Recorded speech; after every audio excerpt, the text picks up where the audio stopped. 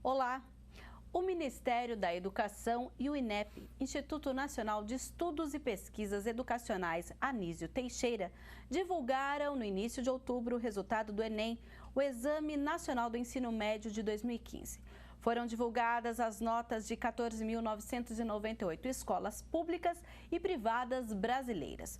No ranking das 100 com o melhor resultado, 97 são particulares. No geral, 91% das unidades públicas do país ficaram com um desempenho abaixo da média do Brasil. Entre as particulares, esse percentual é de 17%. Mas a maioria dos institutos e centros de educação tecnológica federais não foram incluídos, o que deve ainda levar a um novo cálculo das médias.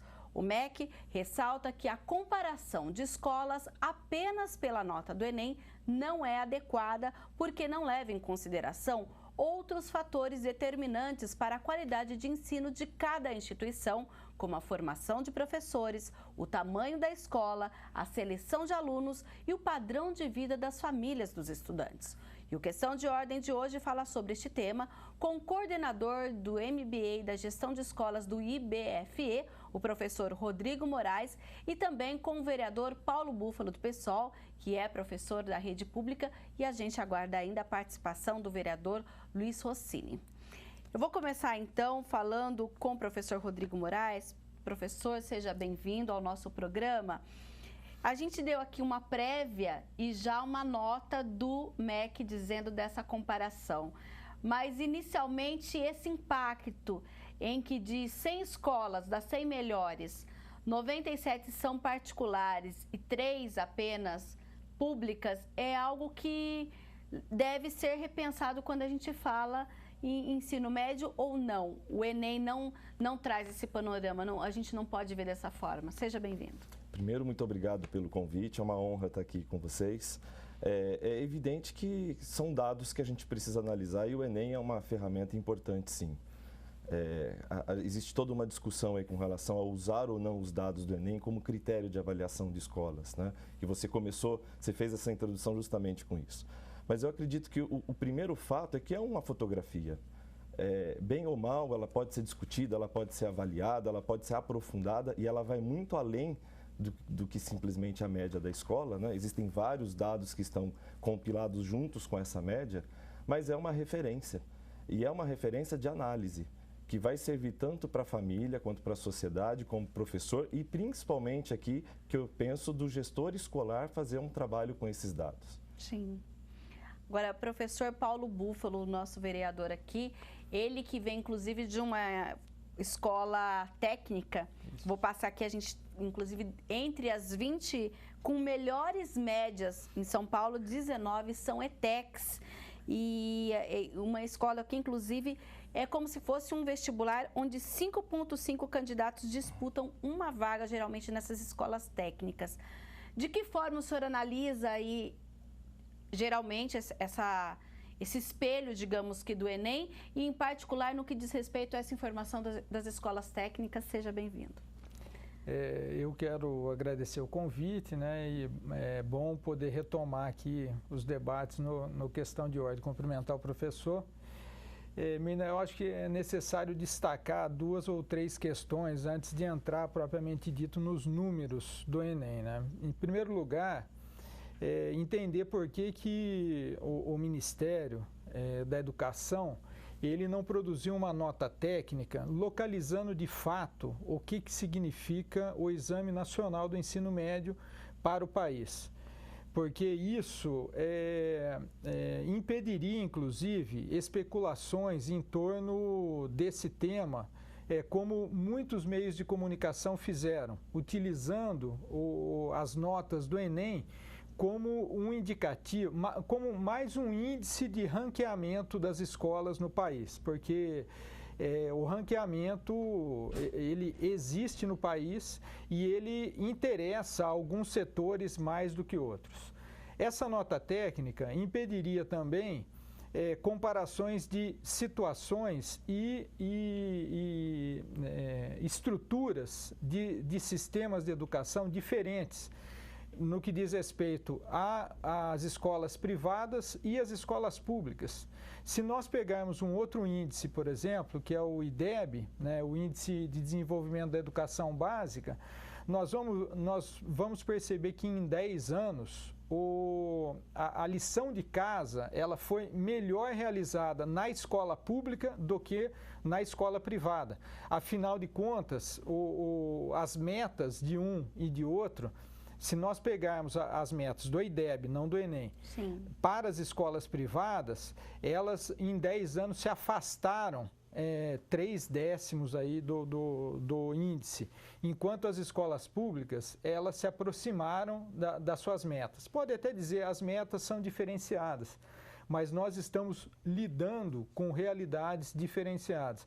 Então, ou seja, eu quero aqui ponderar, né, com essa situação. O MEC ele precisaria ter se pronunciado antes. E por último, mais um dado a ser considerado, que sempre que isso é anunciado, causa uma certa agitação nesse debate no país. E, lamentavelmente, agora, esse debate ele está permeado por uma outra situação, que é a proposta de reforma do ensino médio.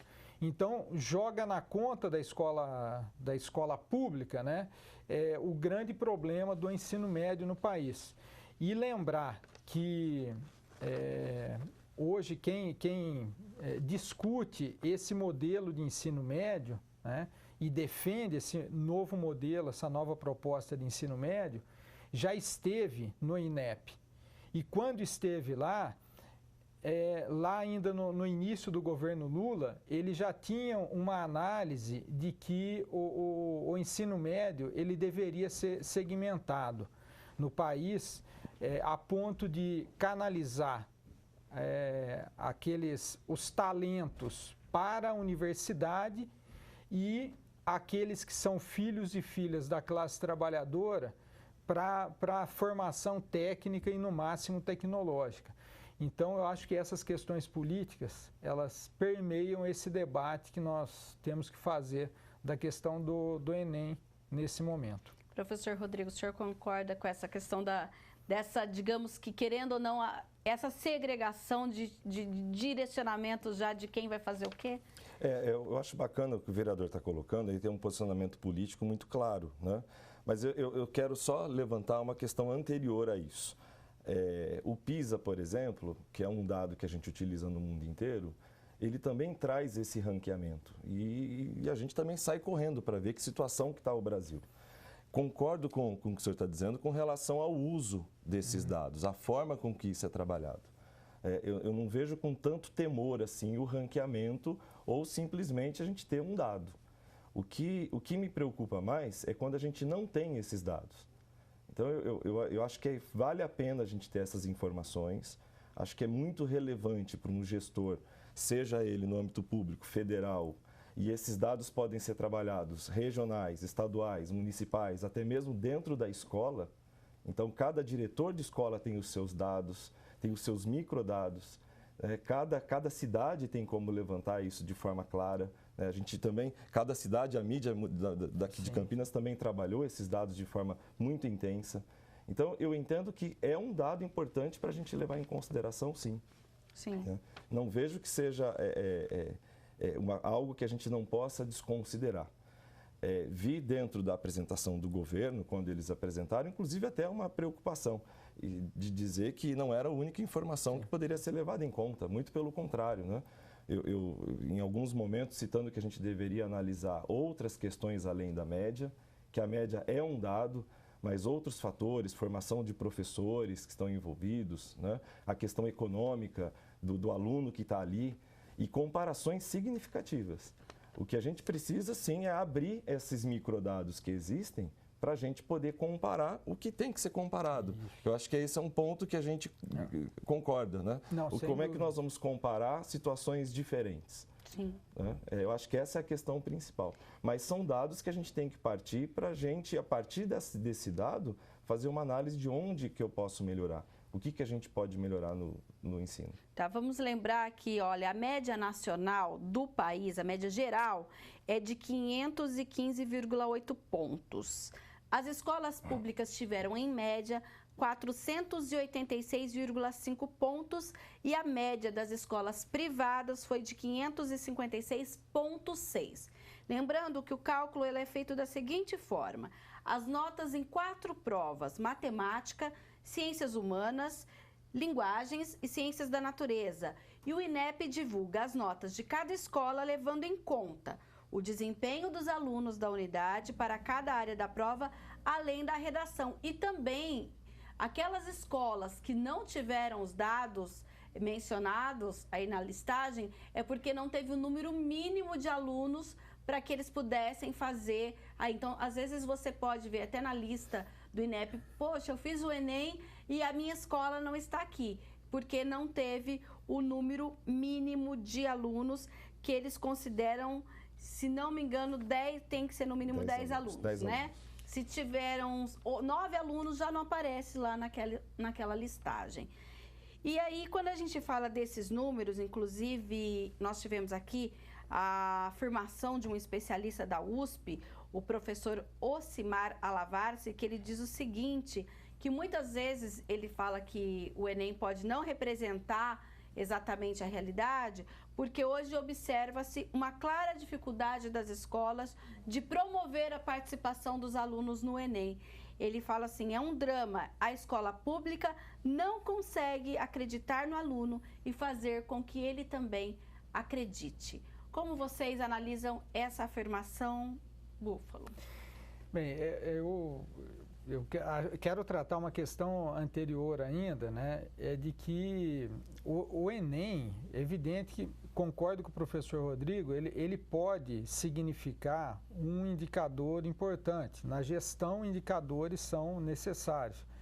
Agora, há uma questão a ser considerada também, que ele não está estruturado para ser um dado censitário, por exemplo, ou pegar toda uma população. Então, essa dificuldade, isso interfere diretamente nesse aspecto. Então, o que ocorre, e nós percebemos que muitas vezes essa melhora ou não no desempenho dos seus alunos no Enem acabam servindo mais para as escolas se especializarem em formar pessoas para fazerem o Enem do que propriamente buscar nesse dado de gestão, né, uma informação para mudanças, por exemplo, de estímulo dos alunos a prestarem o exame, de participação, para que eles possam, inclusive, trazer a partir das suas próprias realidades, né, contribuições, porque de fato o Enem ele está segmentado já, e é justamente por isso. Isso, até ia colocar isso, nessa afirmação do senhor, tem duas coisas que a gente pode observar. Algumas escolas, inclusive, elas param de digamos assim, dar o conteúdo escolar para treinar os alunos para o Enem. Pois é. E outras escolas, inclusive, usam o resultado do Enem para sua propaganda. Essa escola é a primeira, é a tal colocada no Enem, venha estudar aqui. Também tem essa questão comercial. Não, sem dúvida.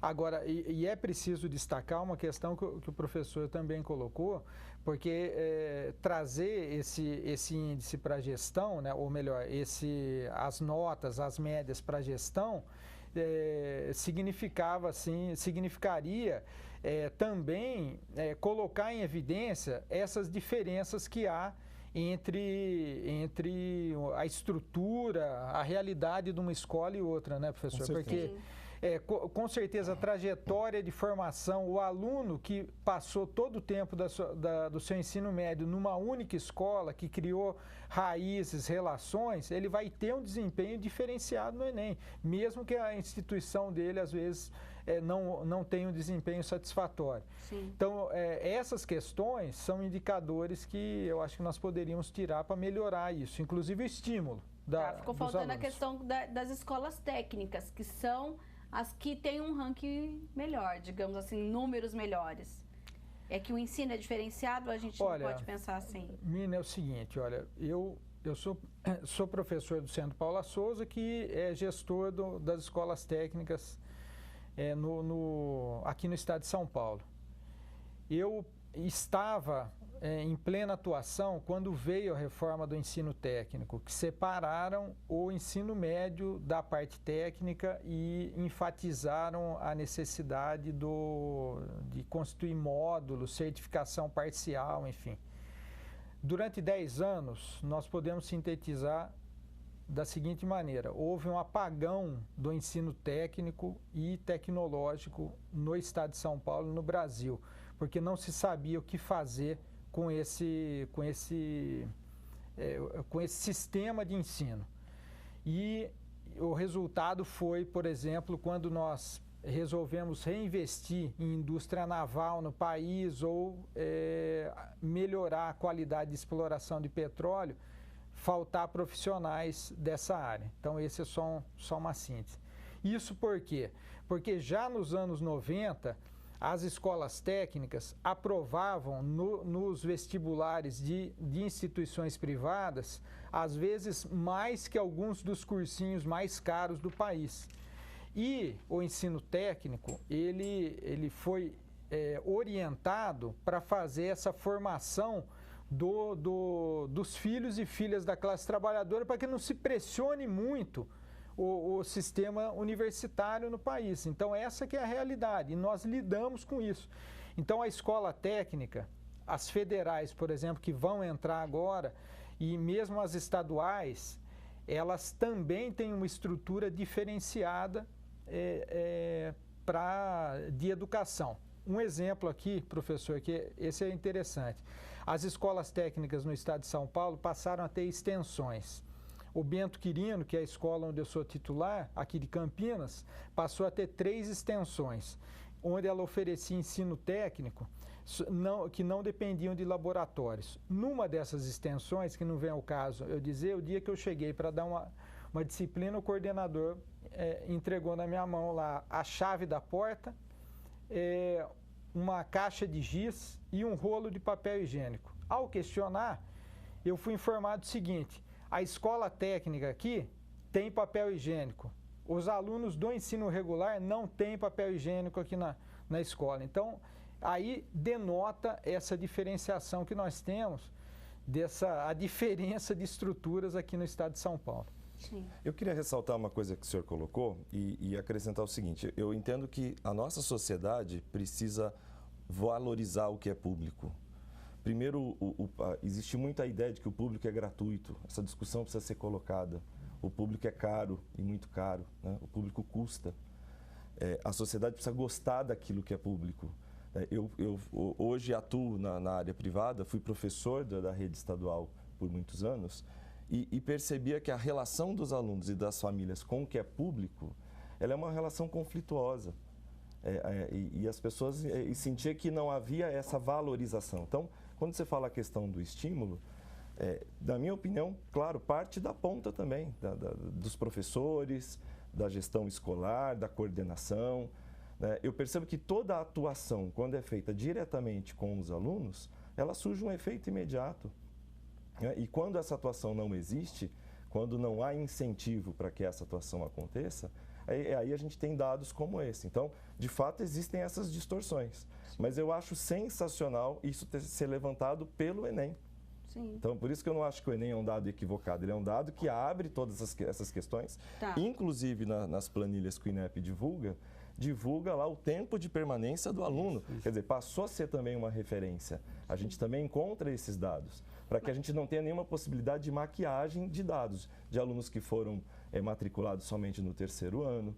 Então, é compilado essas questões também. Porque também tem isso, alguns matriculam só no 3º para poder, já visando o Enem. Exatamente, inclusive, e tudo é possível, né? E tem um outro dado muito interessante, que é pegar as 30 melhores notas. Então, você tem aí escolas, existe uma diferenciação de quantidade, fica claro que escolas com números menores de alunos, a nota acaba sendo maior do que escolas maiores, mas a hora que você pega os 30 melhores da escola maior, às vezes é igual ou superior àquela escola menor. Então, na verdade, a gente tem tanta informação para ser discutida e não só a média. A questão é que a gente fica, a princípio, numa discussão da média, e a média se resume a tudo. né? Será que o Enem ele precisa ser um pouco melhor lapidado, uma vez que a gente pensa o seguinte: só são divulgados os dados das escolas em que ao menos metade dos alunos participaram do Enem. Se a gente falar em Brasil, 60% das escolas públicas brasileiras ficaram de fora dessa lista. No estado de São Paulo, 75% das unidades não tiveram as notas divulgadas. E se o Enem hoje é visto como uma forma de, talvez, como se diz, para ajudar a dar diretrizes de políticas públicas no ensino, de que forma, então, que a gente precisa incentivar essas escolas públicas a participar do Enem? E daqui a pouco a gente vai falar até dessa questão depois de pontos para o vestibular, mas, por enquanto, em termos de escola, só ainda não pensando no ensino superior. Professor. Eu acho que primeiro a gente precisa parar de ter medo de avaliar. Porque eu sinto que há uma dor quando se fala em avaliação e quando se fala em número. O Enem, e quando a gente olha lá as competências e as habilidades que são colocadas, são competências e habilidades pertinentes aos sistemas educacionais que nós conhecemos, os melhores sistemas educacionais do mundo. Então, analisando desse ponto de vista, a gente precisa mostrar para esse aluno a importância dessa avaliação. A grande questão é o aluno entender e o próprio professor entender que essas competências precisam ser trabalhadas. Após esses números, o que eu vou fazer com essas competências que não foram atingidas? Então, eu entendo aí, quando você fala o que a gente faz disso tudo, né? A gente tem um monte de dados para discutir, para colocar, alunos da escola pública que não foram fazer, e até muitas vezes surge a ideia, será que esses alunos não foram estimulados a fazer a prova? Quer dizer, não paga para fazer o aluno da escola pública, não tem custo.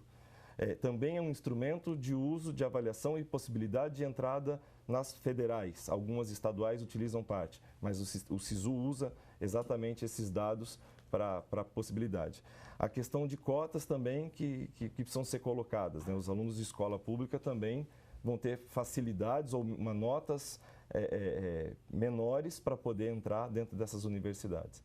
Então, me parece que falta muito mais informação do aluno, do jovem que está ali no dia a dia da escola pública, do que qualquer outra coisa. Essa é a minha impressão. Vereador. Não, eu acho que participar os alunos da importância de realizar o exame, enfim, tudo isso, ele é bem relevante. Agora, nessa questão da avaliação, professor, eu acho que nós temos muita avaliação no país, e aí surgem a cada momento um gestor do seu nível, do seu sistema, querendo criar um modelo de avaliação. Eu acho que o excesso de avaliação também, ele acaba interferindo negativamente. Porque, de certa forma, sejam os sistemas e os próprios alunos, se têm avaliações, vão ter que se dedicar quase que exclusivamente a realizar. Então, a realizá-las como um todo, né?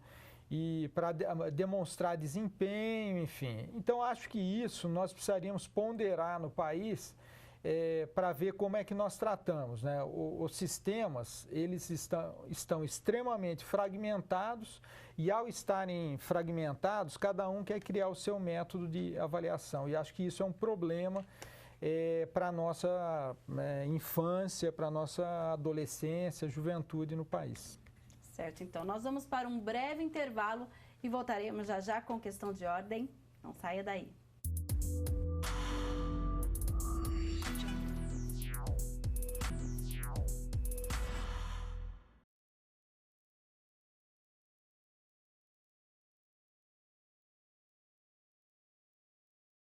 Com os especialistas aqui, o vereador Paulo Búfalo, que é professor também na Rede Estadual de Ensino, e o professor Rodrigo Moraes, que é coordenador de MBA em Gestão Escolar, Gestão de Escolas, do IBFE. A gente falava aqui de resultados, de uma série de coisas, mas já vamos falar que está chegando o Enem de 2016 também. E para esse ano nós tivemos 9,2 milhões de inscritos, um aumento de 9,4% em relação ao ano passado.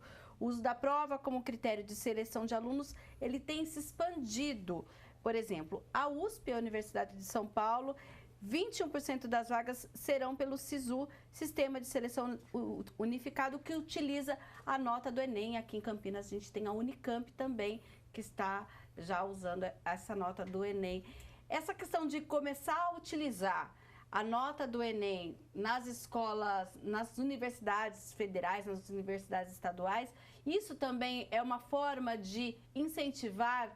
A gente estava falando até há pouco de falta de incentivar esse aluno da escola, do ensino médio, a participar, professores? Quem quer falar? Não, sem dúvida, eu acho que esse pode ser um estímulo relevante para adolescentes, jovens que queiram ingressar na universidade pública, né, através do SISU. Então, acho que é um estímulo.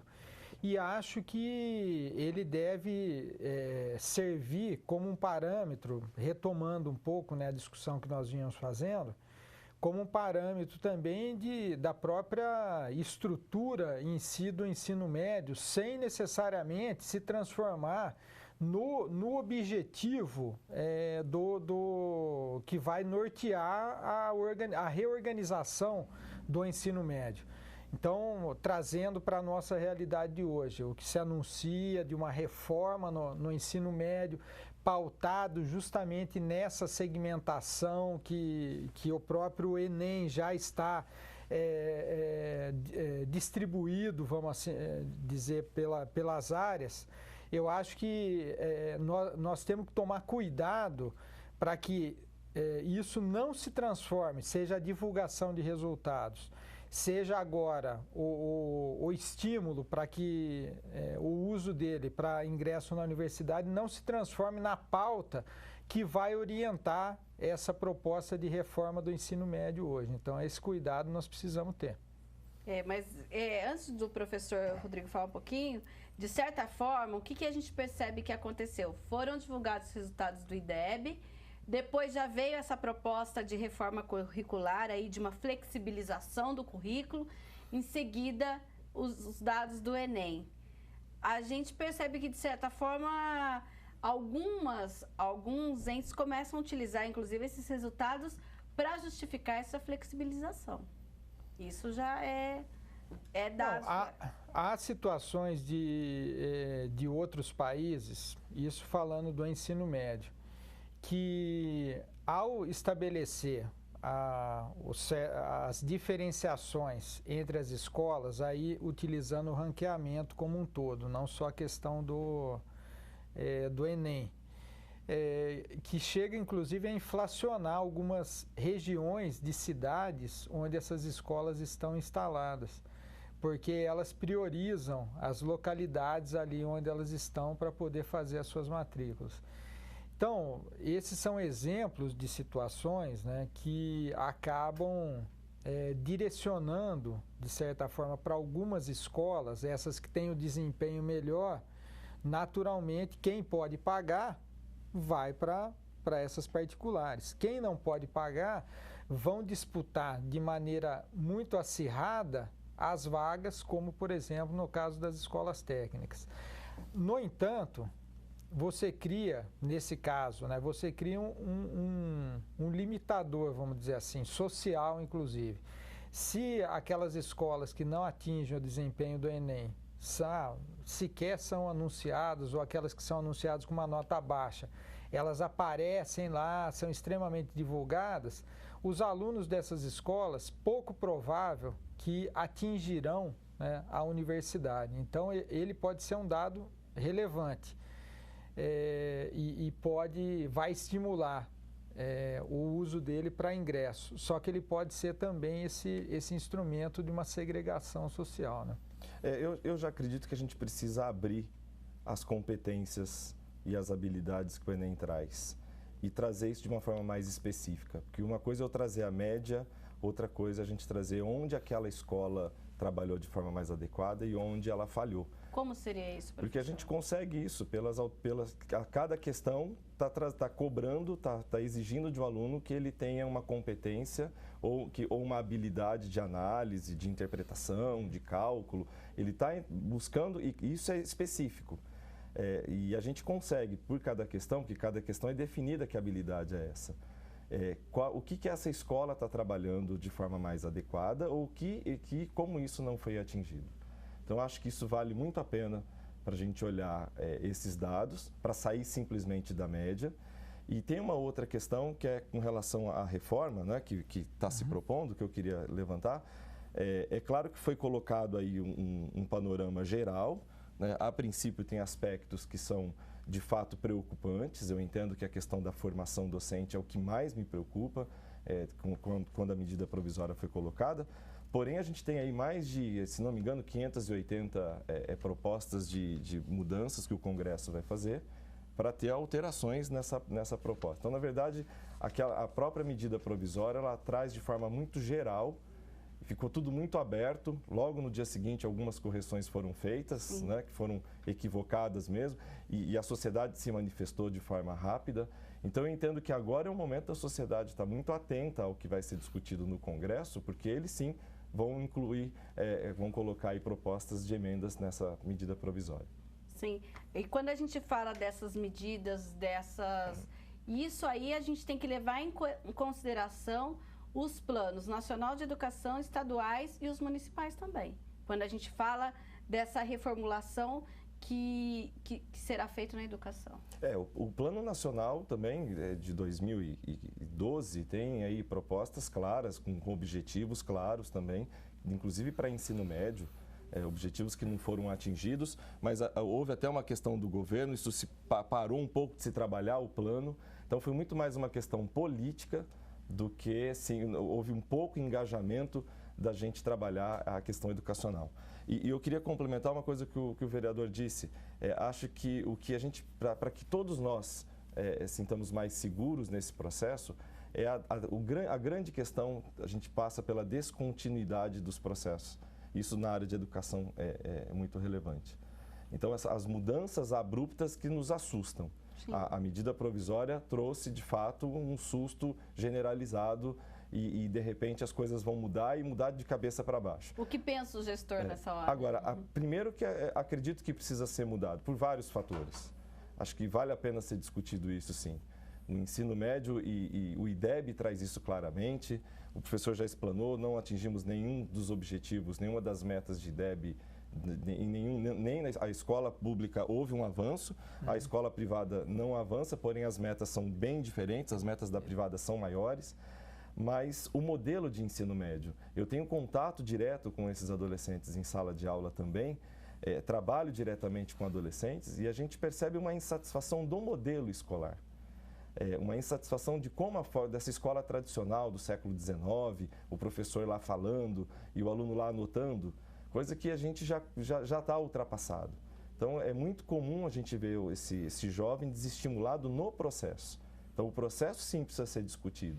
Mas aí, quando a gente começa a discutir isso, por exemplo, a gente percebe que algumas escolas públicas, alguns professores que são considerados inovadores, nem sempre ele é bem visto pela direção da escola. Então, entra também toda a estrutura de gestão de pessoas também dentro daquela escola que o diretor, às vezes, não está preparado para ser gestor. Então, entra uma série de fatores. Eu acho que é a questão primordial. Se o diretor da escola não estiver engajado com objetivos claros, e aí entendo que o Enem traz dentro dessas habilidades, das competências que ele cobra, um norte, sim. É muito importante a gente ter esse norte. É muito importante todo professor, todo gestor, o próprio aluno, a própria família saber o que o meu filho está fazendo na escola, para que serve essa instituição escolar, esse ambiente que o meu filho frequenta por parte do dia dele. Então, entendo sim, então precisamos ter um avanço nessa discussão de gestão, como atuar diante desse corpo docente, que, como você disse, um professor que traz a inovação, mas ele traz a inovação com qual objetivo? Às vezes a gente vê as pessoas falarem muito de educação, que o professor traz ou outro que é mais tradicional. As pessoas precisam entrar em sala de aula com objetivos claros. Eu sei que a gente saiu do macro para o micro, para o específico. Eu acho mas que aí, professores, eu pergunto o seguinte, a formação desse profissional, desde a faculdade, tudo não teria que ser revisto, porque ele também aprendeu que ele terá que ensinar daquela forma. Aí, quando muitas vezes ele não vai para a escola particular, ele vai para a escola pública, ele não tem o tempo para preparar porque ele dá aula em vários turnos, tem várias classes. E aí a gente começa numa bola de neve em que a gente percebe que aí o resultado final é o desestímulo tanto do profissional, do professor em sala de aula, quanto do aluno. Não, eu acho que é bem observado, Mina, o fato de nós estarmos lidando com um processo. Não tem como interromper e vamos dizer, vamos começar do tudo zero. do zero. Tem como, é uma coisa, vamos dizer assim, de trocar de roupa andando, né? E aí nós temos que falar de currículo. Agora, falar de currículo não significa, por exemplo, da maneira que está sendo colocado agora. Ó, tais disciplinas aqui podem ser optativas. É natural que algumas dessas disciplinas, para os sistemas que têm condição de mantê-las, vão mantê-las.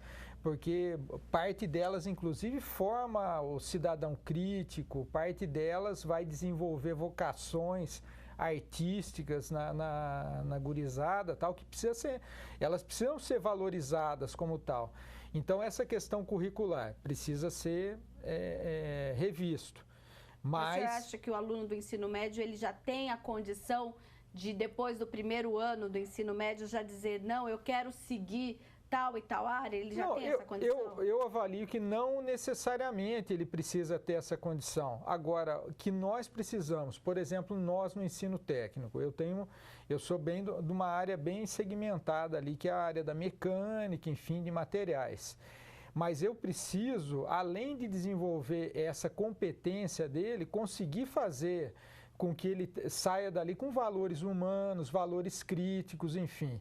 Então, vai ser uma combinação daquilo que, dos métodos, dos conteúdos que vão ser trabalhados nessas disciplinas com outras disciplinas, com projetos da própria unidade de educação, com possibilidades de pesquisa que integrem, que orientem a formação curricular. Agora, o professor Rodrigo destacou uma questão importante.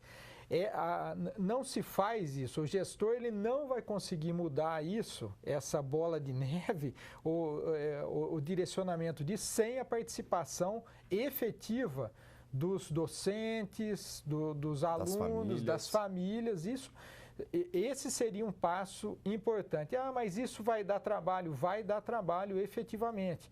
Mas a mudança pressupõe isso necessariamente.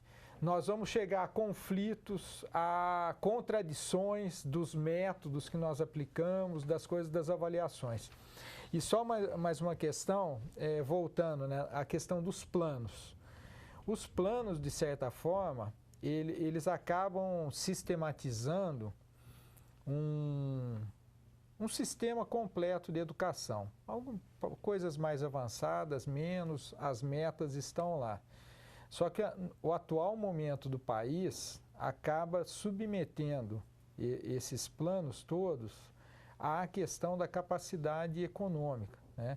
Então, olhando para a ideia, para outras medidas que estão sendo adotadas no país de congelamento de investimentos, nós vemos um problema logo ali adiante.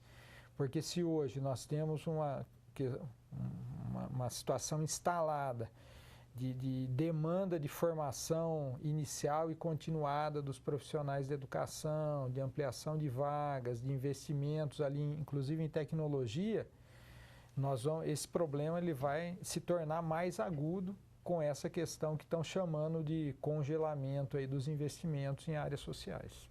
Sim, e professor Rodrigo, quando a gente fala até no início falamos aí dessa utilização da nota do Enem pelas universidades públicas, o senhor vê isso como algo positivo ou, na sua opinião, isso não seria necessário? Não vejo como problema algum, acho interessante. Quando a gente fala de modelo escolar, o modelo escolar que a gente vai desenhar, que a sociedade vai desenhar com os seus representantes daqui para frente, vai trazer que jovem, que cidadão que a gente quer, né, que adolescente que a gente quer. Eu acho isso precisa ser discutido cada vez mais. Agora, como eu disse, eu volto a insistir na questão de se abrir o que mede, que são esses números. Quando uma escola é 600, é 480... O que ela faz? O que significa isso? Né? E aí vale a pena abrir por área, para a gente entender onde isso está sendo trabalhado. E respondendo a tua pergunta de forma direta, por que não a universidade usar essas informações? Não há nada que depõe contra esses números. Se a gente olhar, por exemplo, a OAB, hoje ninguém consegue advogar se não tiver sido aprovado num sistema desse. Então, é um exemplo que é muito relevante. Se você não atinge um certo nível, o que não quer dizer que os cursos de direito são preparatórios para a OAB. Agora, a prova da OAB ela é um norte. Sabe-se que o mínimo onde eu tenho que atingir. Então, o Enem está trazendo isso. O que eu tenho que atingir? Inclusive, não há uma média. Né? A gente fala que 400 significa o quê? É média? Não é. Na verdade, a gente tem que entender que se 500 é média, se não é média. Na verdade, não é. A forma dela ser calculada também precisa ser colocada para a sociedade. É uma das formas mais modernas de cálculo pela TRI, que é aplicado no PISA, que é aplicado no SAT, que é a prova semelhante ou equivalente ao sistema americano. Quer dizer, são dados importantes para as pessoas entenderem de onde surgem esses números. Sim. Com base em tudo que a gente falou hoje, na visão de cada um, quais seriam os caminhos para que a gente pudesse, de certa forma, falar num ensino médio de qualidade, em que o aluno não pense, que também tem casos que o aluno pensa assim, por que eu vou fazer isso? Uma vez que eu nem sei o que eu quero fazer, que faculdade eu quero fazer, eu não vou usar essa nota no Enem. Ou ele fala assim, não, eu vou esperar, porque depois dos 18 anos eu vou lá e faço EJA, faço ensino médio em um ano e meio. Também, o que a gente precisa fazer para ele pensar, não, eu preciso construir algo nesses 3 anos? Olha, Mina, eu acho que para avaliar isso no ensino médio é preciso olhar para a educação básica como um todo no país, né? E saber, inclusive, que alguns países que fizeram uma reformulação, eles começaram lá pela educação infantil, tratando de fato como educação, a própria... o início da educação logo na primeira infância, né? Lá na creche, ele precisa ser entendido como educação de fato, né? E aquilo que nós fizermos com qualidade na creche, ele vai interferir lá na frente. Então, esse desejo de avançar para a universidade, para buscar novos conhecimentos ou construção de conhecimentos, para que ele possa querer isso para a vida dele, eu acho que vai depender de tudo aquilo que for feito na educação básica. E eu destacaria que é uma tarefa não só da educação. Um artigo recente do professor Luiz Carlos de Freitas, ele abordou um pouco como que a imprensa trata disso, né? E aí, a mesma escala do IDEB, ao ser mostrada numa foto, assim, num dos jornais, dos grandes jornais do Brasil, avaliando a educação, ela ganha uma dimensão maior, fora de escala, inclusive, porque um gráfico, ele tem que ter uma escala. Porque, e aí eles apresentam parte do gráfico fora de escala, não apresentam os valores de 0 a 3 desse gráfico, de maneira que a escola pública, ao ser apontada, ela tenta progredir, mas sempre ali no eixo mais baixo do gráfico. Quando a escola privada não, porque ela está, como o professor falou, com uma outra meta a ser cumprida. Então isso, inclusive, a comunicação, ela tem uma influência nesse desejo das pessoas irem adiante, né? Acumularem conhecimento, construírem conhecimento, né? E fazer aquilo que o Paulo Freire sempre desafiava, né? Criar, escrever coisas que nunca foram escritas. Eu acho que esse é a base assim, né,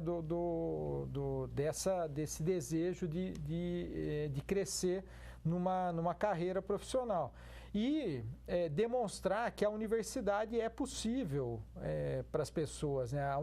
A própria universidade, ela tem um sentido para essa juventude que os faça querer chegar até ela, né? Professor Rodrigo. Bom, primeiro eu quero fazer as minhas palavras que o professor disse com relação à educação básica.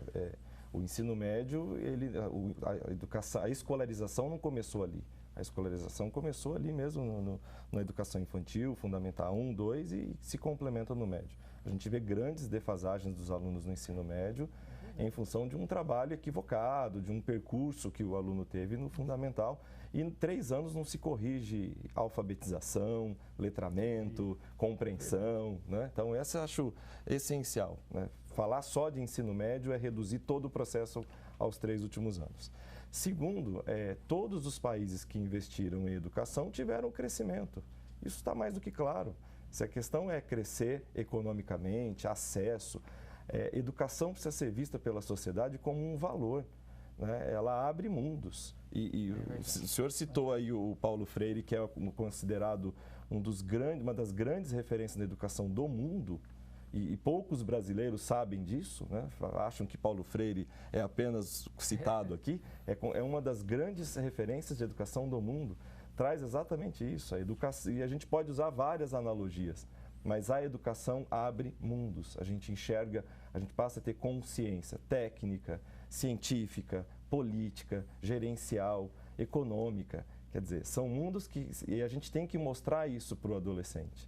Não é simplesmente se eu vou entrar na universidade ou não. Ela é um meio, ela é um caminho. Não é só uma etapa a mais. Exato, mas ela traz uma compreensão de mundo. Então, primeiro eu acho que passa, quando a gente fala de escola pública, da sociedade entender que o público é pago. Segundo, o público precisa ser valorizado, né? A escola privada, ela já tem todo um arcabouço econômico, né? Que já tem todo o trabalho que é realizado para ser feito ali. Por outro lado também, professor, as escolas públicas, as técnicas que selecionam os alunos também tem essa outra questão que desvirtua. Se eu seleciono, eu já parto de alunos bons, alunos que já não tiveram essas dificuldades. Então, o trabalho também fica muito mais fácil. Então, você vê, tem muitos fatores aí essa sopa ela é muito complexa para não desandar. Mas tudo isso precisa ser colocado para a sociedade e acho que isso que a gente está fazendo aqui é começar a esboçar essas informações. Sim, o que vocês diriam para a gente finalizar agora, para quem está em casa e tem um filho no ensino médio e de repente se depara até com esse resultado dizendo, olha, meu filho está numa escola pública e essas escolas não estão indo muito bem, o que ele deve pensar para ir em frente ou para temer nesse momento? Não, é o que nós falamos aqui, quer dizer, o que ele tem hoje no ensino médio é o que ele acumulou ao longo da sua educação básica, então não adianta se desesperar. O importante é ele saber que todos têm capacidade intelectual de acumular novos conhecimentos e onde ele estiver, numa escola pública ou privada, que tem melhores ou piores notas nas provas, ou nos testes, ou no Enem, que ele se esforce para ter o melhor desempenho possível, buscar novos conhecimentos, que ele tem capacidade para isso. Quer dizer, o problema não está nele, né? Está num sistema que precisa ser alterado, né? Precisa ser mudado. Professor Rodrigo. Eu acredito que agora é a hora da sociedade participar ativamente dessas discussões, de que modelo que vem, do que vai aparecer, do que não vai. Eu acho que esse é o momento das pessoas se informarem. Acesso à informação nós temos, e a internet traz isso de forma mais clara. Está tudo lá para a gente poder entender que deputado que votou, quais as propostas que os deputados estão trazendo. Isso é extremamente relevante. Pressionar o deputado, aquele que você votou, se você concorda ou não com a emenda que ele está colocando, né, para aí sim a gente pensar no sistema. Agora, individualmente, um aluno como você colocou, que está na escola pública e de repente está desanimado, né, está lá desestimulado que a escola dele não teve um bom desempenho, primeiro é participar dos processos da escola. Não simplesmente dizer que aquilo está ruim. Aquilo é um conjunto de fatores, né? E a gente precisa sair dessa inércia. E essa juventude, mais do que nunca, a gente sente isso, eles são questionadores. Seja na escola pública, privada, eles vão questionar. Existem movimentos estudantis que estão questionando. Então, participar disso no colégio, participar dos conselhos, da representação discente. Eu sempre estudei em escola pública a minha vida inteira e participava ativamente das representações discentes e exigindo, cobrando, discutindo. Só que se nós não fizermos isso, como se o aluno não fizer isso, obviamente ele não vai ser ouvido. Tá certo, Tá então. bem? O nosso programa fica por aqui. E se você não assistiu Questão de Ordem por inteiro, pode acessar a página da TV Câmara Campinas no YouTube, no endereço que aparece aí no seu vídeo. A gente tem a discussão não só aqui do resultado do Enem, mas também outros temas que têm a participação de especialistas e vereadores aqui no Questão de Ordem. A gente fica por aqui e até um próximo programa.